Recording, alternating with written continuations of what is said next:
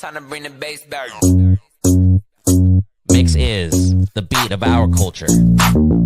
Your music. I thank God for the opportunity to make music and for that music to be on a platform for people to come out and love. Your stories. It's gold for the Philippines. The next generation of creators, artists, and filmmakers. We bring you the latest and greatest impacting people from our community. Spotlighting inspiring content from Generation Mix. It's just a true honor to be able to do this, especially with all the great Filipino talent here. Discover fresh artists first from around the world. Uniquely Filipino. Step back three. He has got that. Mix is the beat of our culture.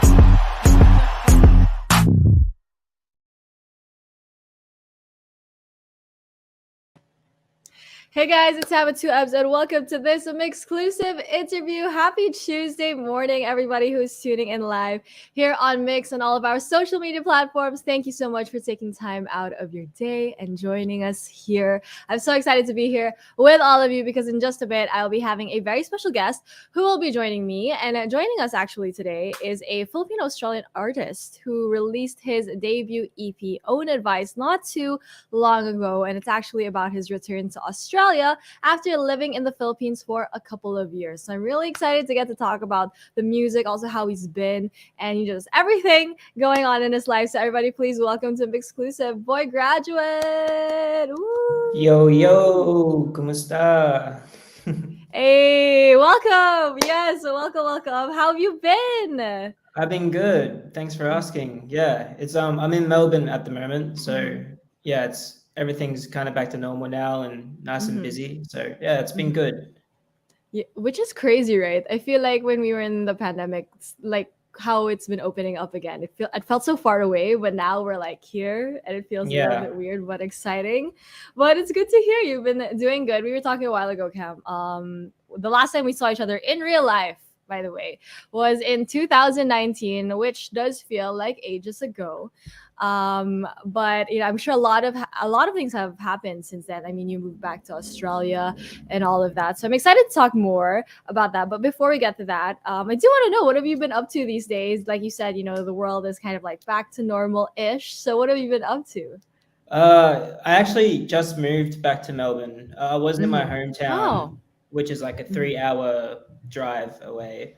And yeah, now that I'm back in the city, I've just been reconnecting with like everybody I used to work with in terms of music and just going to gigs. You're reconnecting pretty much, because before the pandemic, I was in the Philippines. So everyone I'm seeing now, they're like, oh, like you're back from the Philippines? It's like, I've been back for 2 years, but I've been in my hometown. So it's been good, busy. Yeah. Well, that's always good. You know, busy is good. After being at home in the last 2 years, I feel like being busy is great. But isn't it like a little bit weird being able to like socialize in real life again after like doing it on Zoom or like on the internet for like 2 years? Yeah, it's even more weird that doing this, what we're doing right now, is just like the norm as well. Like that wasn't the case a couple years ago either. That's so true. But I think it's like definitely a blessing. I feel like since you're in Australia right now, at least we get to have like conversations like this, and it's pretty normal.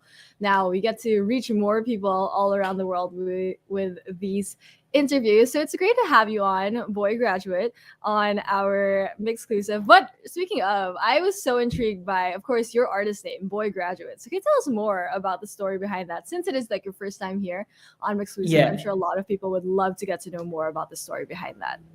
Yeah, cool. I think that's like the first question everyone asks, which is pretty standard. I was making music for a while before I settled on the name Boy Graduate, but I was ciphering in like do you know what a cipher is? It's like rapping in a circle. And I could just call myself Boy Graduate as I like started my verse. And it was just off the dome because I think I was wearing my college or my university jumper and I was just about to graduate, and that's my degree back there for social proof. And yeah, everyone was like, oh, like, is that your name, Boy Graduate? And I was like, no, it's not. And they're like, oh, it should be. But the reason I settled on it was because Boy Graduate hadn't been taken on like any social media platforms, like the handle. So I was like, oh, it's too good. So that's also a good segue into how you can follow me. It's just Boy Graduate Yes. on everything. Yeah. Making my job so easy. I love it. But that's so true. That's stuff you have to think about, especially when people search for like you on Spotify or anywhere. Like at least Yeah. Boy Graduate, there's not like a lot. You're the first Boy Graduate I know. So I feel like it'd be easy for them to find you. So everybody, like for Boy Graduate everywhere, it'll be easy for you to do so. And I love that. And I love that you have the social proof of your degree. I mean, Yeah, it's in the yeah. background.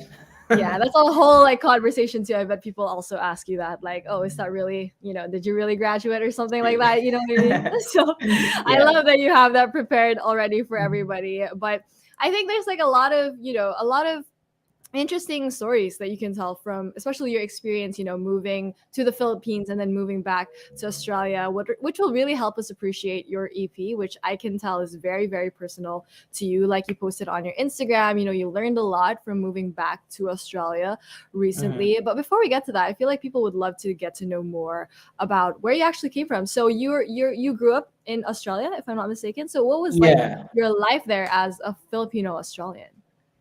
Growing up, I was pretty just like a normal Australian kid. I guess like I played footy and all that kind of stuff. Yeah, I didn't really actually get into making music until I was around 18, or like when I finished high school. So I was more the sporty type. I don't really do sports anymore. I go for a run sometimes, but that's about it.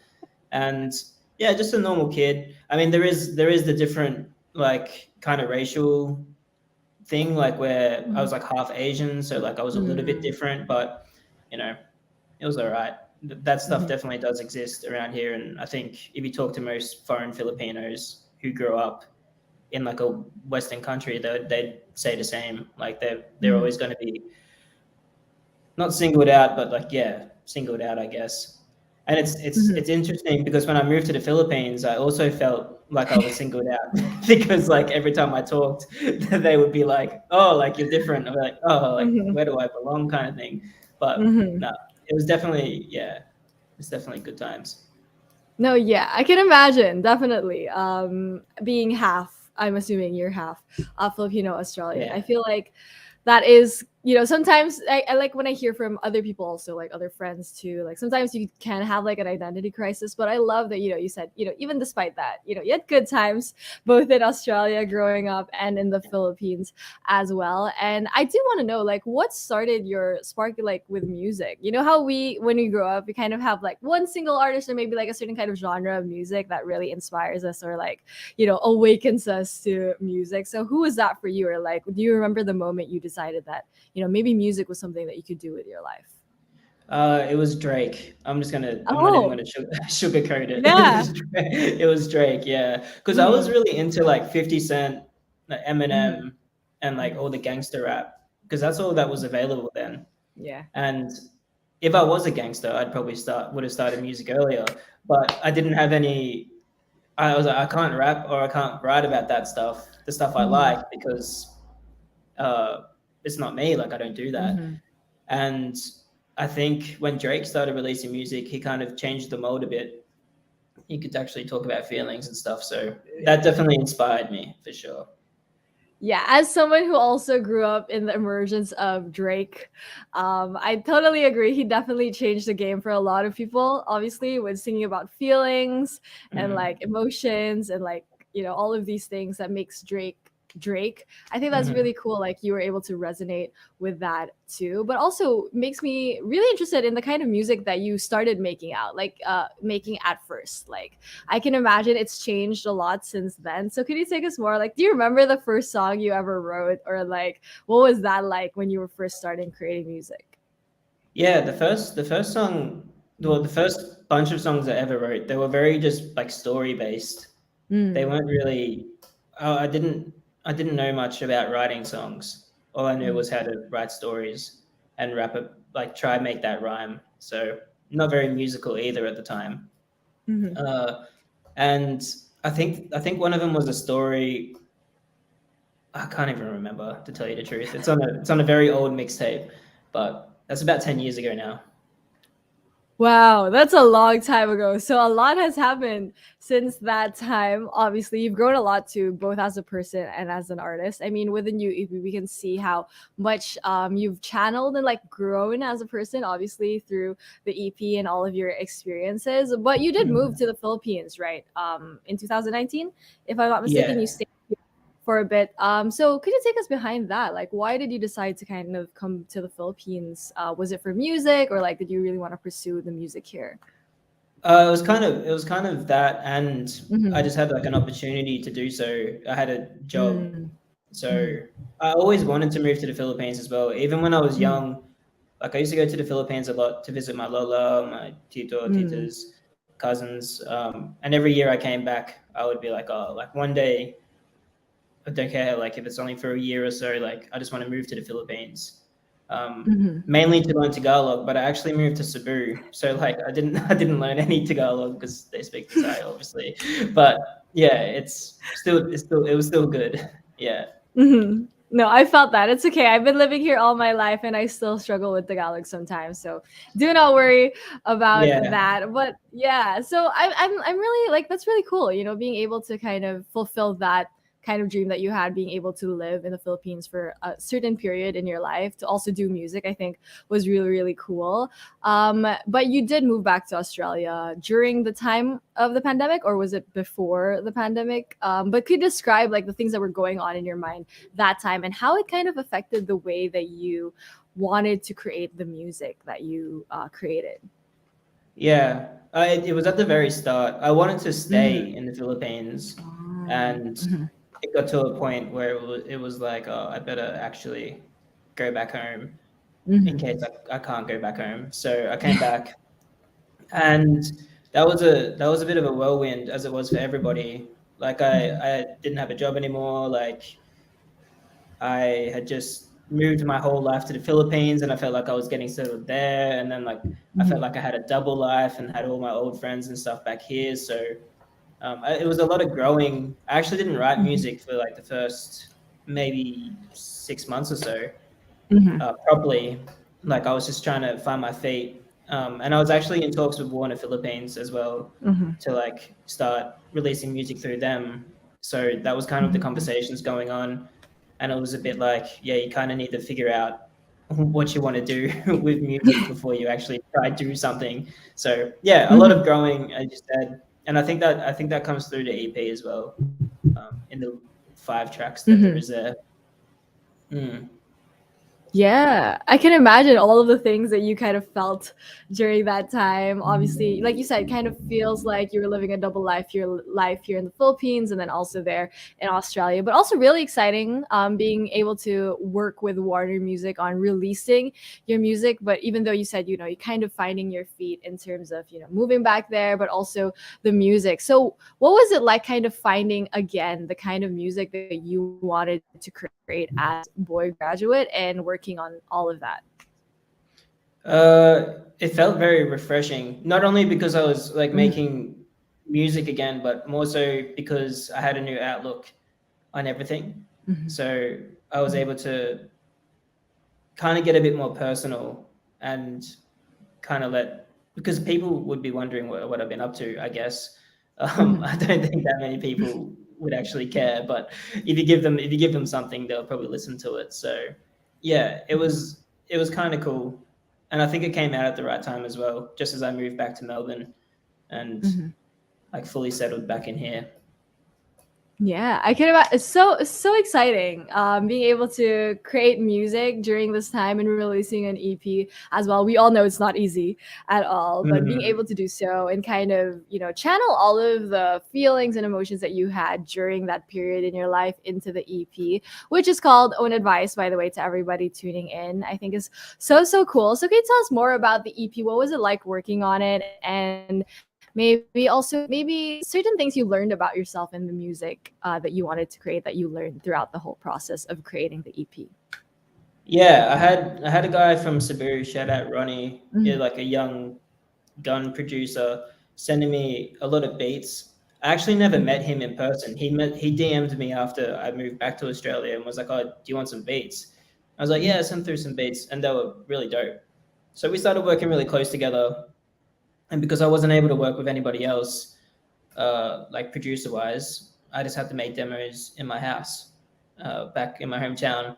And then it got to a point where I had a collection of demos, and then I started working with Hamley in Melbourne, who's like the main dude I go to. Shout out him. Yeah. And yeah, I'd made a few trips to Melbourne to like flesh out the EP, work on demos that didn't make it, all that kind of stuff. And I think that in itself was a huge challenge, because that was the times when like stuff was really locked down. And here in Melbourne, I don't know if you know, but it's much like Manila. It was really like really what's it called? Like the lockdown was pretty harsh. So you have to find like a good window where stuff would open up. And then you never like there was one instance where we'd planned a weekend away, and on the Friday things got locked down again, and it's like, oh, okay, the project's like being pushed back again. Like it just felt like a never-ending cycle. But it was kind of cool because at the end, like we just had it there. Also, I was releasing singles from it as we were finishing it, so it wasn't that bad.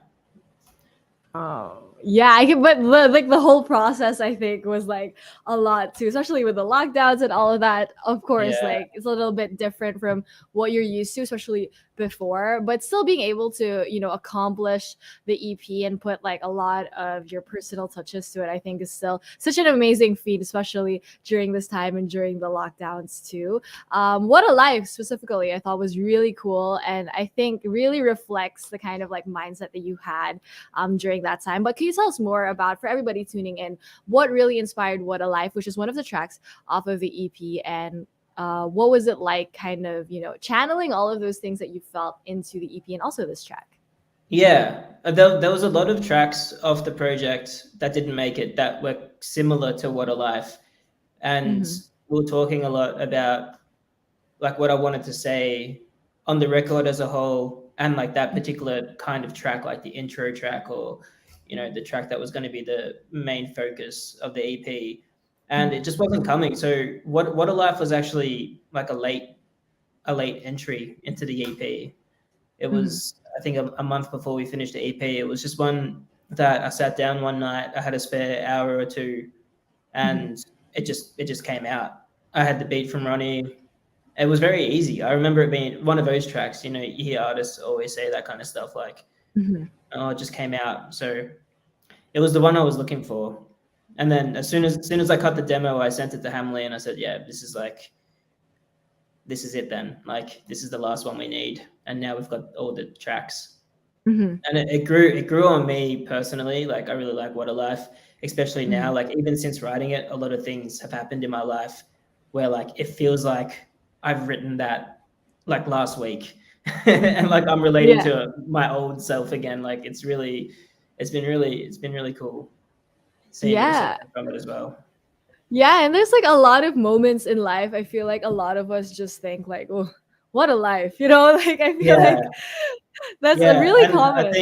I think in that track particularly, I comment on like meeting different people from different places, and like that's what shaped me into who I am today, all that kind of stuff. So I really touched on everything that I wanted to say, which like rarely happens for me. I need to do like maybe 100 songs for that to happen. So I knew that was special.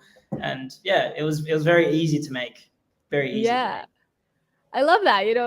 Sometimes it just takes maybe 100 songs, but definitely you got it. With What a Life, and see, What a Life. It's really so applicable to many different like situations in life, and I think that's what makes a great song. Being able to relate to it, no matter where you're from, no matter how old you are. I feel like that's always the mark of a good song. So to everybody tuning in, if you haven't checked out Boy Graduate's newest EP, it's called Own Advice. Very personal to him, but definitely something that we can all relate to, because I feel like we've all had moments like that too in our own lives. So make sure to check out his EP, available everywhere. And also, of course, What a Life, such a great song, one of my favorites off of the EP. So make sure to check that out as well. But we're also very excited to know what else do you have planned for your music? I'm sure you have so many goals too, especially now after the release of the EP and seeing how many people love it so much. You have so many goals that you want to achieve with your music. So what else can we expect coming from Boy Graduate? Possibly like a Philippines visit. maybe end of the Yay! year. Yeah. Mhm, I mean, like over the pandemic, I've been connecting with a lot of people, mhm, like fellow foreigners like myself from like here in mhm, Australia, like Canada, Germany, like mhm. America, all over the place. And I think we're building like a little bit of an online community where it's like we should all like go to the Philippines and do Mhm. stuff. So there's a few people are actually making those moves now and going over there and starting things back up. Because I always used to run into foreign Filipinos over Yeah. there who are pursuing music. So that's definitely on the cards. I just got a drummer for my live set, and we had our first rehearsal last night. So that's also pretty fun, and a lot of new songs in the works. I'm in the studio a lot, so it's all Yay! kind of happening. Yeah. Yeah, we have a lot to look forward to, guys, coming from Boy Graduate.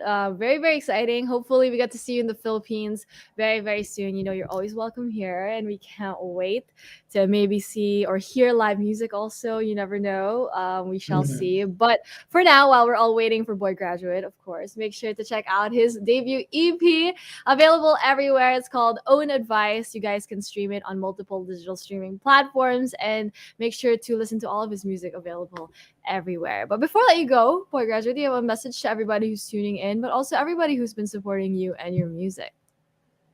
Yeah, shout out to everyone. There's too much to name, but yeah, there's a lot of people that make this like worth it, and Mm-hmm. it starts with the listeners. So anyone who's like listened to my tracks or even shown love, it means the world, and it's definitely the power, not only myself but like to other artists as well. So that's very important, and yeah, appreciate you guys. Yay, and we appreciate you, Boy Graduate. Thank you so much for sharing your music and talent with everybody here in the Philippines, in Australia, and just all around the world. And of course, here on Mix. Once again, to everybody tuning in, if you haven't yet, make sure to check out Own Advice. It's available everywhere. And make sure to listen to all of Boy Graduate's music, available everywhere too. So thank you so much, Cam, for joining us Thanks, here on Sam. Appreciate MYXclusive. it.